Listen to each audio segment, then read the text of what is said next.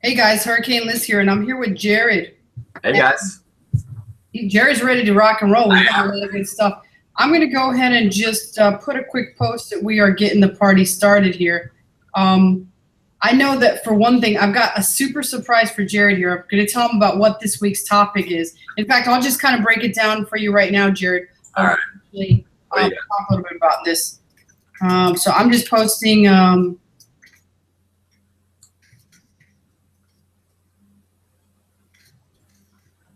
I'm just putting a quick post letting you know we're starting up here.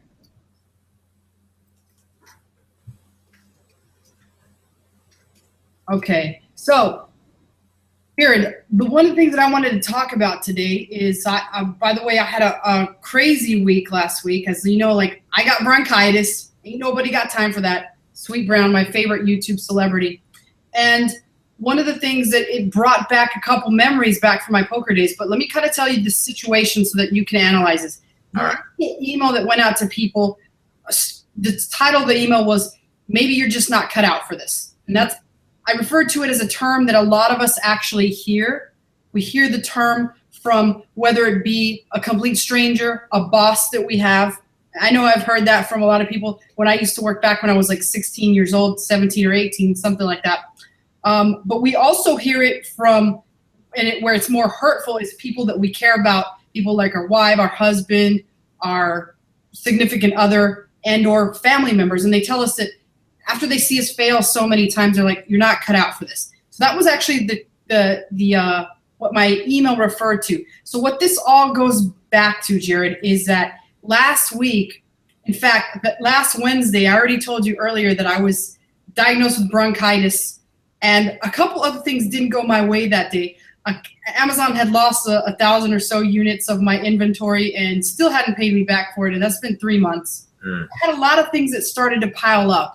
And it's probably, I already see you smirking over there, Jared. I know it's bringing back a lot of memories. You know all about my famous pity parties. Yeah, exactly. I start to feel sorry for myself and think, wow, everything's going against me. What do I do? And basically what it boils down to, and I'll let you explain to other people. Yeah.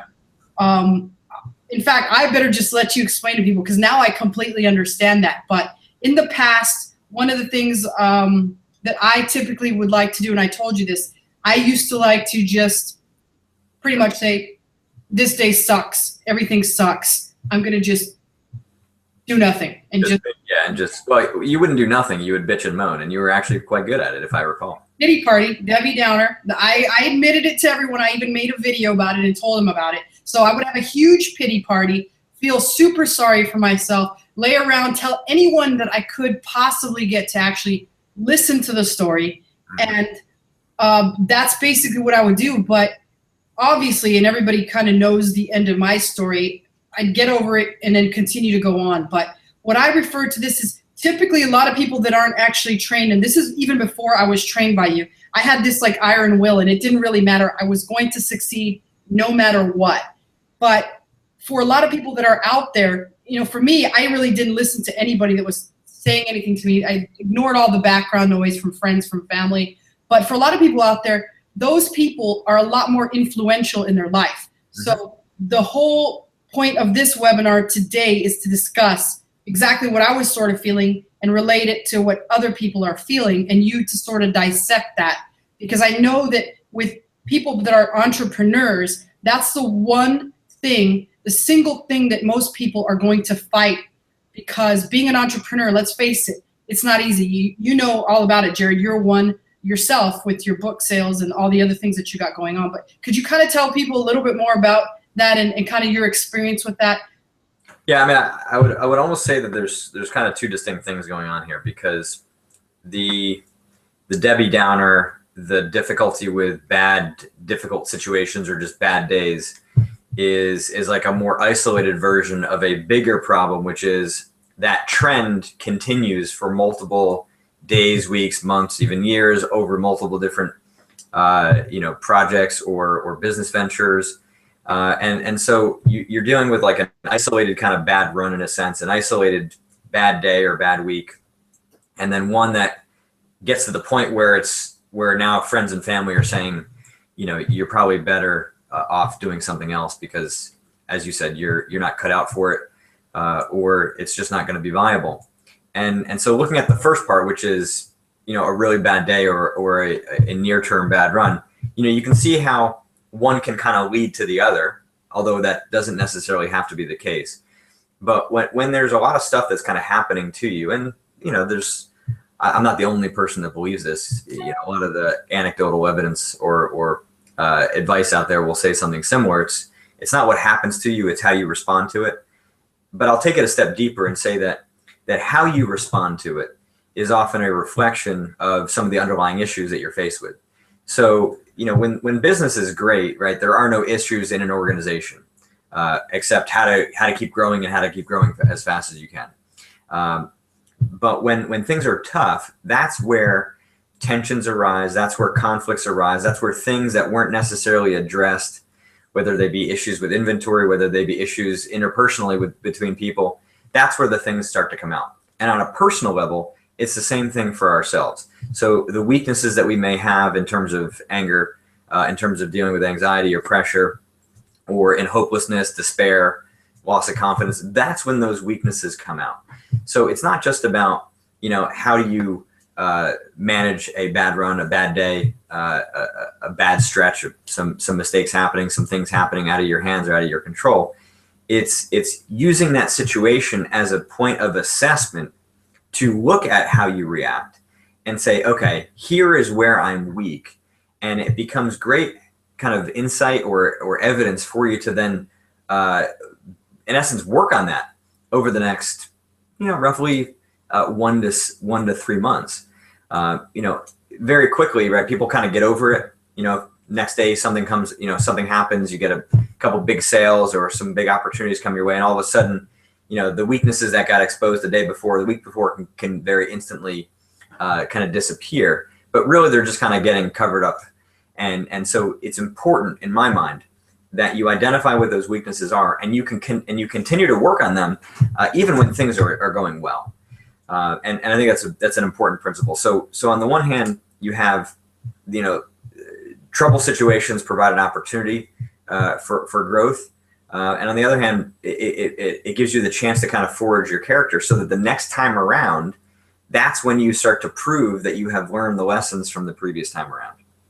Right. And really, the way kind of I explained it to everyone, and you hit it perfectly, you hit the nail on the head, but a lot of times as well, like I know personally, I would feel almost like I was a victim of some really fishy players or people that were bad at poker that got very lucky.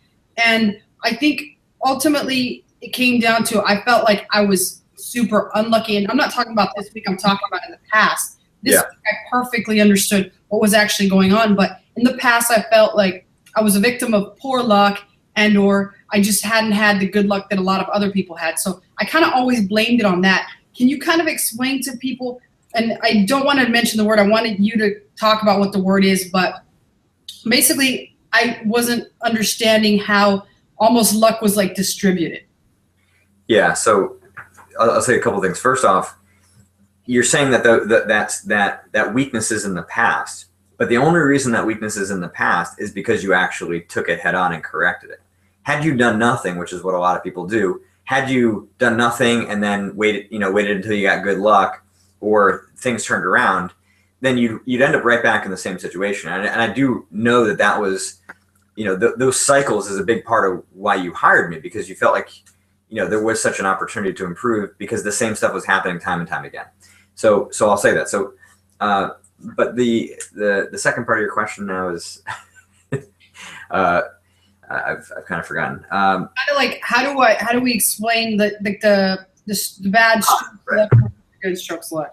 Yeah, right. The big so by and large, poker players have had to get really good at understanding luck, understanding that there are days where there are things that are just purely out of your control, and you've done everything quote unquote right or close enough to it, and it's just not going to get paid off. You're not going to get paid off, and the same thing is true, or that variance, that luck factor exists in business, and in lots of different aspects of life. But by and large, like the luck is such an inherent part of poker that poker players have been forced to get good at it, but I think people in business tend not to think about that, tend to think about it in that way. And so as a result, they ignore like the good opportunities that kind of came to them. The fact that their product got picked up by a media outlet and they got a surge of sales, and that sales led to something else. It led to other opportunities, led you to kind of, increasing your cash flow to then be able to leverage it into another product. Things like that we can tend to discount. And as a result of that, when bad luck happens, when something out of your control, like Amazon losing your product, now for somebody else, that loss of cash flow could be really detrimental to their business, could, kind of lead towards a downward spiral where now they start to have to look for other sources of capital in order to keep having the inventory they need to make money. But they tend to over focus on the negative luck or the bad luck because they're discounting the good luck and thinking that that's just a product of them doing really well. And that's not always the case. It may be your hard work that produced that opportunity, but there are plenty of other people who are doing lots of good and very intensive work who aren't getting those opportunities. It's the timing of when you're able to get in front of somebody who's going to be able to pluck your product out and put it in front of a lot of people. There are lots of examples where, people's moods are kind of vary based on time. One, I'll call it fairly dramatic because the consequences are pretty severe, but people up for parole, right? If you had the unluck or the bad luck of having to go in front of a judge around 11 o'clock when he was hungry, you were more likely to, in essence, be penalized by that timing than if you got him early in the day or after his lunch break. I mean, this is a pattern that has only recently been kind of come to light. But you think about the bad luck in that, and it's in lots of places. So my point is, get better at recognizing the things that are out of your control, and get better at recognizing the skills and assets that you are bringing to the table, and try to parse that stuff out. I mean, I've had a lot of luck in my life. In fact, I just had a call from somebody earlier today, kind of bringing an opportunity for me. And like, where did that come from? I mean, it's sometimes hard to know because, there's a lot of things that I put out there, but I do know that it's not happening just because of me. And that's an important, thing for a lot of people to realize. Right. And I think you made a couple important points that I certainly wanted to touch on. Number one, the question that you asked is, how did that stroke of luck come across you? So one of the things that I get asked most, Jared, so this is probably a good point. I'll go back to the actual stuff we were talking about, but this kind of made me think of something. One of the things that I get asked the most is, you make so much money selling on Amazon, you make so much money doing some other things. Why in the heck would you want to teach people what you're doing and actually show them and make them your competition? And I'm not sure if you've actually read it, but I recently read a book, and I actually have it here. Yeah. I've got a pile of books here. It's called The Go-Giver. No. Okay. It's a fantastic book. It's a book about the very first law. There's 5 laws to stratospheric success, but the very first law of that is actually, so this is actually for you, Jared. I'm turning things around. It's like the student. Teachers become the mentor. Yeah. So teachers become the student.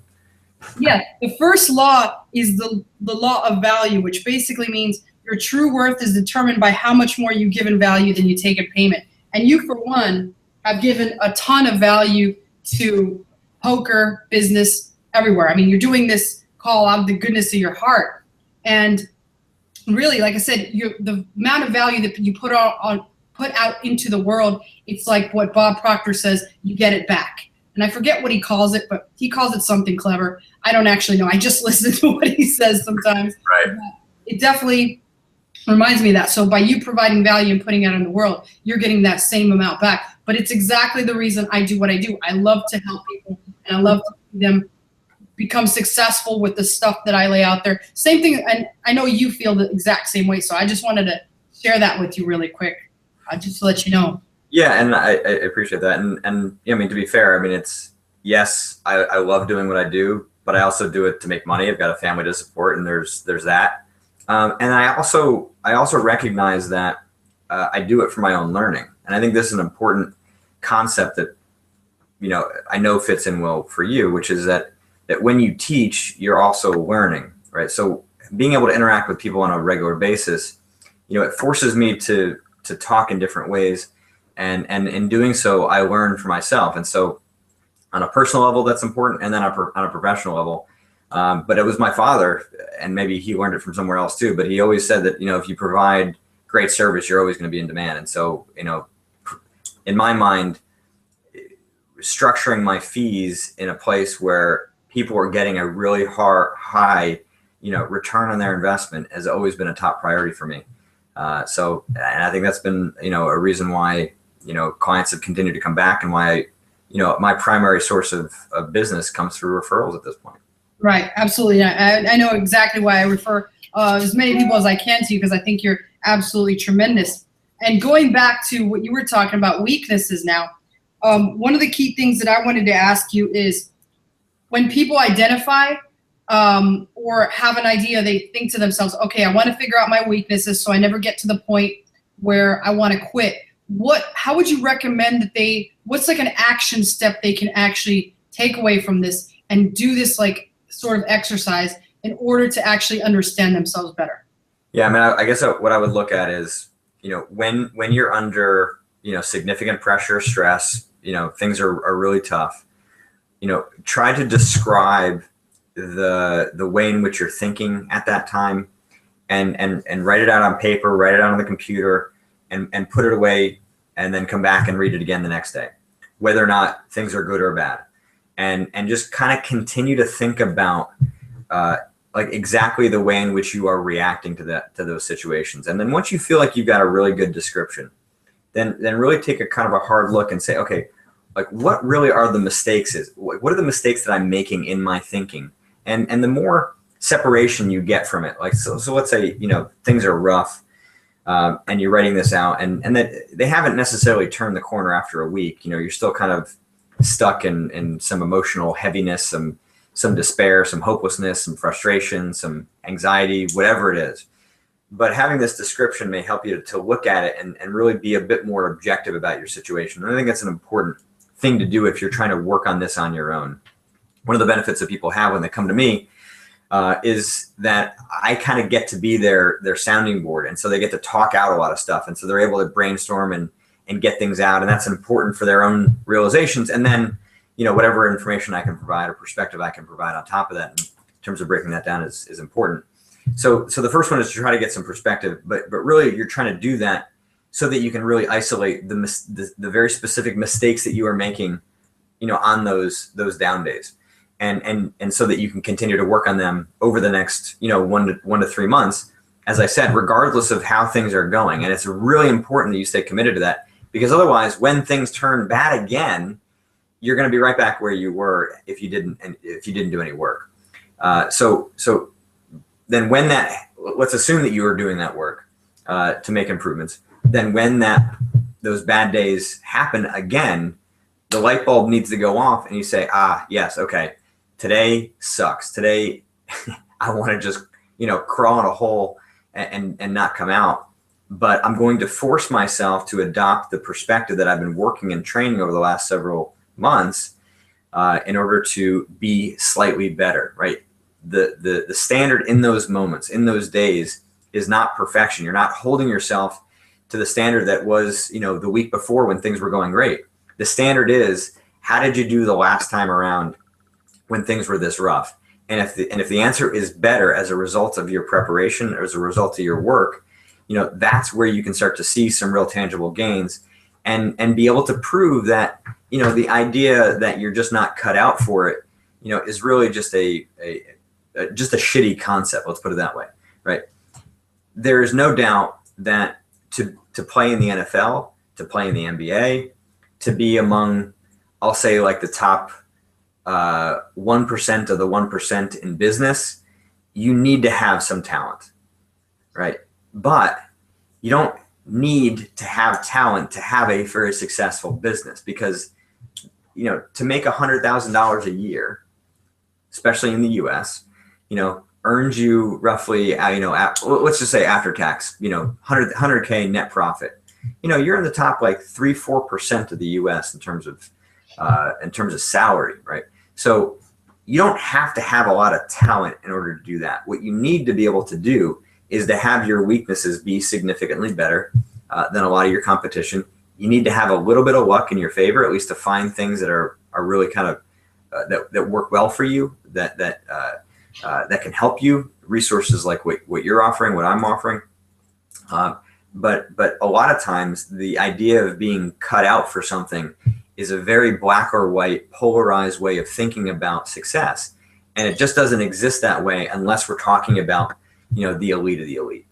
Right. I wanted to point something out to you, Jared. I think you're going to be super proud of me. I actually did my homework. Something that you just quoted there reminded me of it.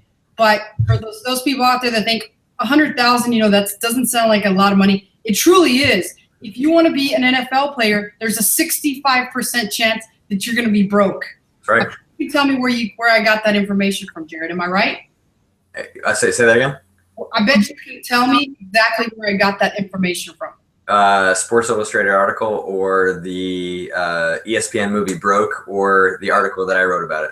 You got it. The ESPN thing that you told us, the very first webinar we had, you recommended we see that. I finally saw it, and I was absolutely just stunned that the NFL leads all the other leagues in the percentage of players that actually go broke. So the chances are that if you were an NFL player, you're going to go broke. 65%. I would go all in on that statistic if I was actually involved in betting still.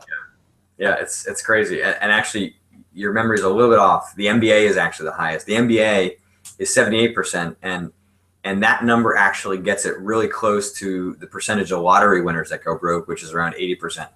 All these numbers are a little bit fudgeable. So, but the point is that the statistics say that, if you reach that elite level, you don't necessarily have the competence to manage money. And that is a very different skill set than the skill set of being a professional athlete. So, being a business person, being an entrepreneur, you may have a good skill set in sales, in product creation, in marketing, but if you're not great at making financial decisions, then that may be the weakness that could be, making it appear like you're not cut out for this, because you end up spending way too much in certain places where you're not, using money in a very effective way. Right. Thank goodness I don't have to play poker and memorize stats anymore.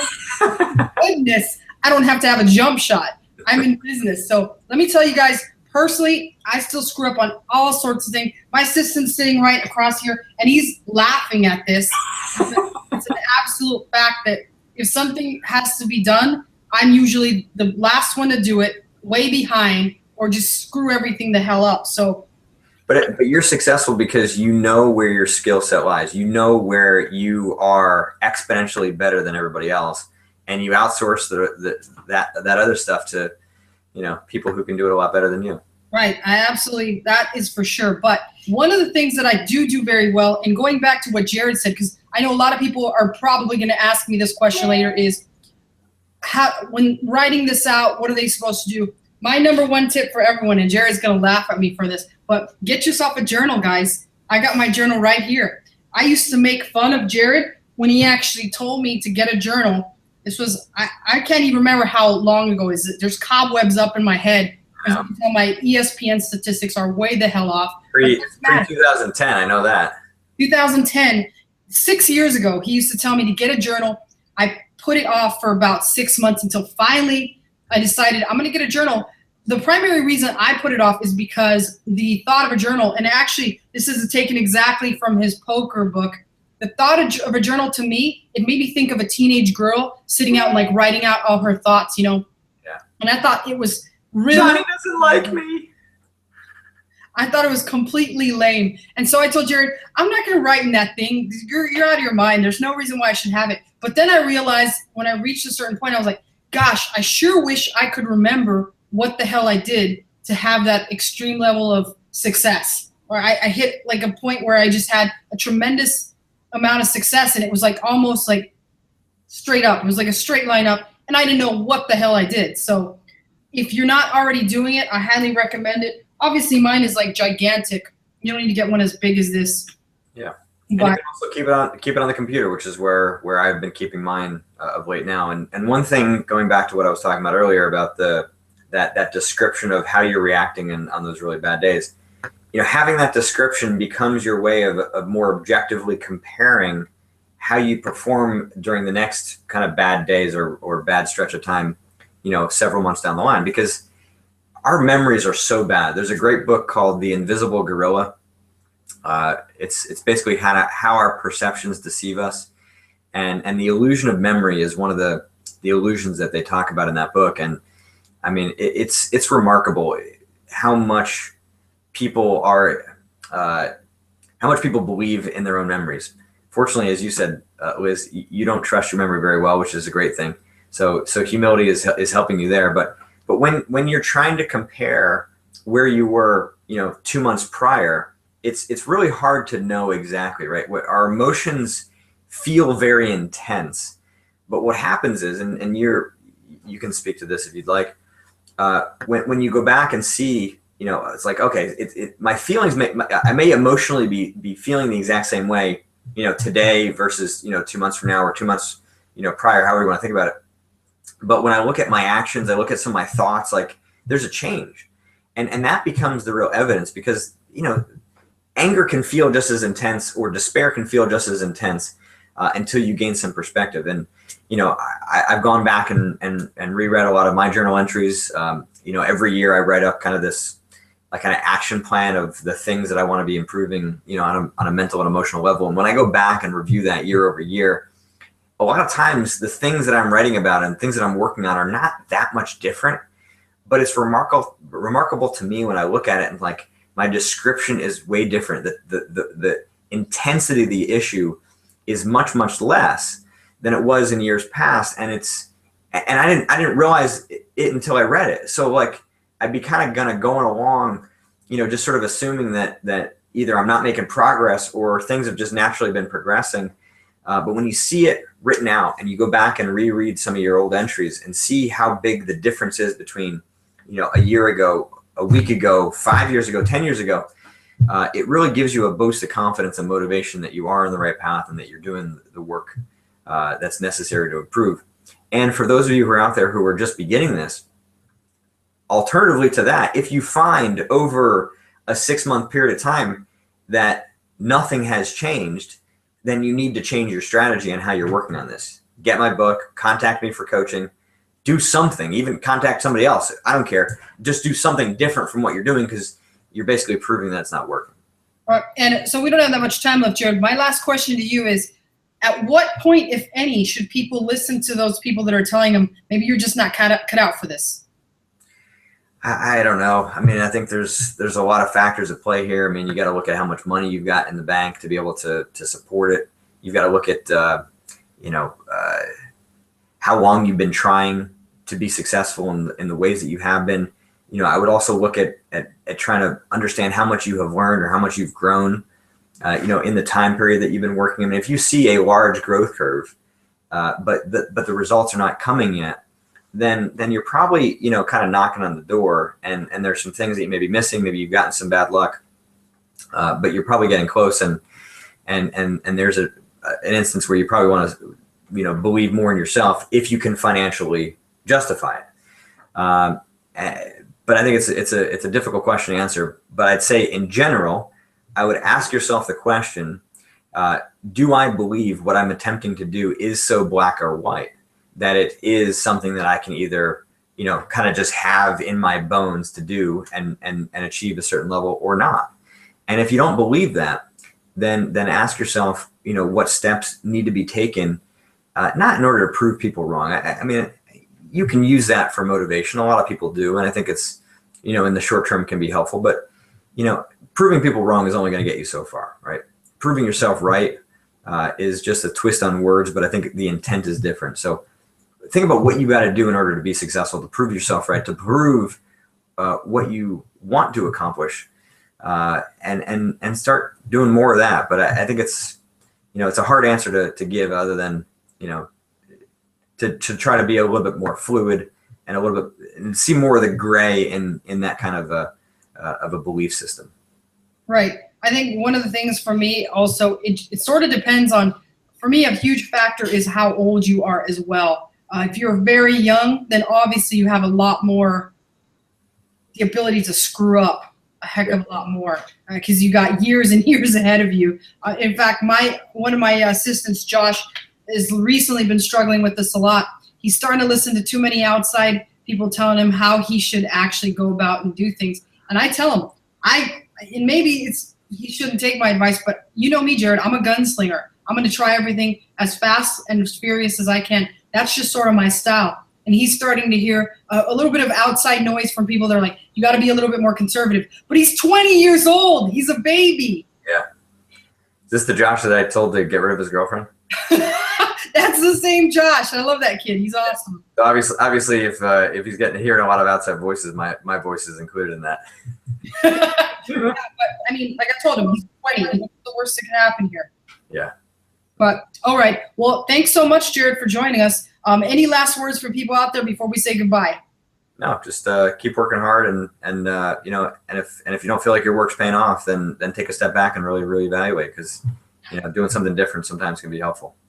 Right, and that might not necessarily mean my last words are, it might not necessarily mean quit being an entrepreneur, because being an entrepreneur is the best job that there is out there. There really is no security working for someone else. You can ask a lot of people that get a lot older and they get laid off. There is nothing better than being an entrepreneur, but as Jared spoke earlier, there's a lot of lessons involved. You've got to learn all the little things like finance, things like marketing, things like, I still don't even know more than half of them. So you really got to learn so much that it's a career. It's going to take a while for you to do it. So if you're an entrepreneur, maybe your current idea just isn't the right one. And maybe there's an idea that's right around the corner that's going to be the one thing that really propels you into the type of success that you want. But Yep. other than that, anything else? I'll say one other thing too. In that, it's not a failure if you have to actually get a job in the short term. But because if you need the money, that's what you got to do. But use that as a nest egg, or use that as a base, and then work every evening, work on the weekends, make it your job to be able to figure out what the next move is going to be. I was working with lots of people who have had to take steps backwards, and those steps backwards happen because there are things for you to learn. So it's not just often about the business. It's often about, what you need to do or what you need to learn about being an entrepreneur that can help you make that next step. But, it's not a failure to have to take a step back. It's often a reality. If you believe it's a failure and that failure feels fairly permanent, then it's going to be much harder for you to recover. If you see it as an opportunity to relearn or learn the things that you think are important, while having some security, then it's a great thing, and it will often, or hopefully lead you to a lot more success in the future. Fantastic advice. Thank you once again for joining us. If you guys want to contact Jared, he does offer coaching. I highly recommend you can either message me or what's the site you're at now, Jared? Jared Tendler? Yeah, at jaredtendler.com. You can find me on Twitter at Jared Tendler, jaredtendlerpoker.com. Yeah, pretty much everywhere. Great. Thank you for joining us, Jared, and we'll talk to you next week. Sounds good, Liz. Everybody, take care and have a great week. Bye-bye.